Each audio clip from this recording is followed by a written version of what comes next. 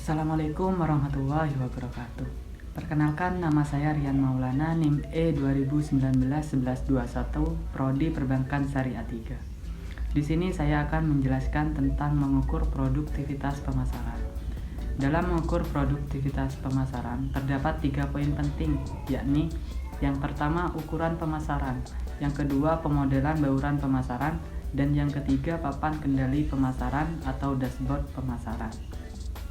Nah, dalam mengukur produktivitas pemasaran terdapat salah satu tugas terpenting dalam riset pemasaran, yakni menilai efisiensi dan efektivitas kegiatan pemasaran.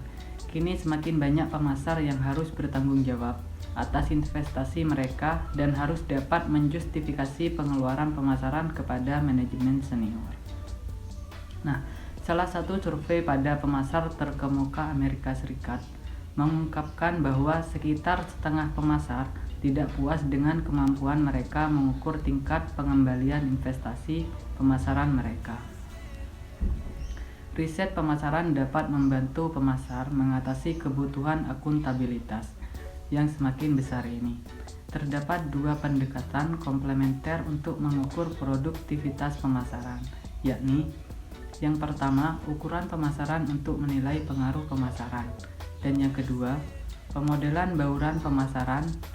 Nah, untuk mengestimasi hubungan sebab akibat dan mengukur bagaimana kegiatan pemasaran mempengaruhi hasil, papan kendali dashboard pemasaran adalah cara terstruktur untuk mendisementasikan pandangan yang dikumpulkan dari 2 pendekatan ini dalam organisasi.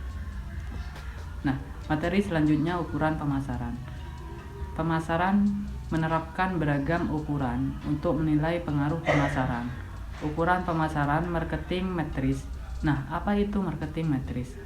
Marketing metris sendiri adalah sejumlah ukuran yang membantu pemasar menghitung, membandingkan, dan menerjemahkan kinerja pemasaran mereka. Ukuran pemasaran dapat digunakan oleh manajemen mereka untuk menjustifikasi dan merancang program pemasaran dan oleh manajemen senior untuk memutuskan alokasi keuangan. Dan materi selanjutnya, pemodelan bauran pemasaran. Akuntabilitas pemasaran juga berarti bahwa pemasar harus memperkirakan pengaruh berbagai investasi pemasaran secara lebih tepat. Model bauran pemasaran menganalisis data dan beragam sumber, seperti data pemindai, pengecer, dan pengiriman perusahaan, penetapan harga, media, dan data belajar promosi untuk memahami pengaruh kegiatan pemasaran tertentu secara lebih tepat. Untuk memperdalam pemahamannya, pemasar dapat mengadakan analisis multivarian seperti analisis regresi untuk memilah bagaimana setiap elemen pemasaran mempengaruhi hasil pemasaran. Nah, selanjutnya papan kendali dashboard pemasaran. Nah, perusahaan juga menerapkan proses dan sistem organisasi untuk memastikan bahwa mereka memaksimalkan nilai dari semua ukuran yang berbeda ini. Manajemen dapat merangkai rangkuman ukuran internal dan eksternal yang relevan dalam papan kendali atau sering kita sebut dashboard pemasaran untuk sintetis dan interpretasi. Bagaimanapun juga, papan kendali pemasaran hanya sebaik informasi yang menjadi dasarnya, tetapi alat visualisasi canggih ini dapat membuat data lebih berbicara demi meningkatkan pemahaman dari analisis. Nah, beberapa perusahaan juga menunjuk controller atau pengendali pemasaran untuk meninjau sistem anggaran dan pengeluaran. Berbagai masukan input bagi papan kendali pemasaran.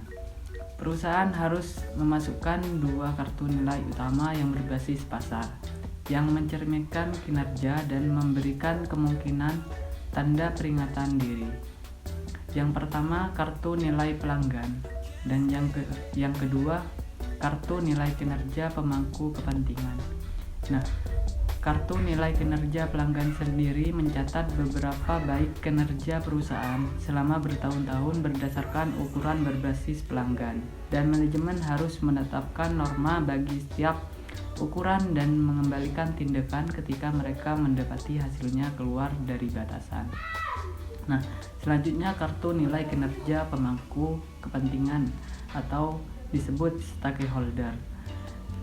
Nah, melacak kepuasan berbagai konstituen yang mempunyai kepentingan kritis dan dampaknya bagi kinerja perusahaan, yaitu karyawan, pemasok, bank, distributor, pengecer, dan pemegang saham. Sekali-kali manajemen harus bertindak ketika satu atau lebih kelompok terlihat meningkat atau berada di atas ketidakpuasan normal. Nah, sekian penjelasan dari saya, kurang lebihnya mohon maaf. Wabillahi taufiq wal hidayah. Wassalamualaikum warahmatullahi wabarakatuh.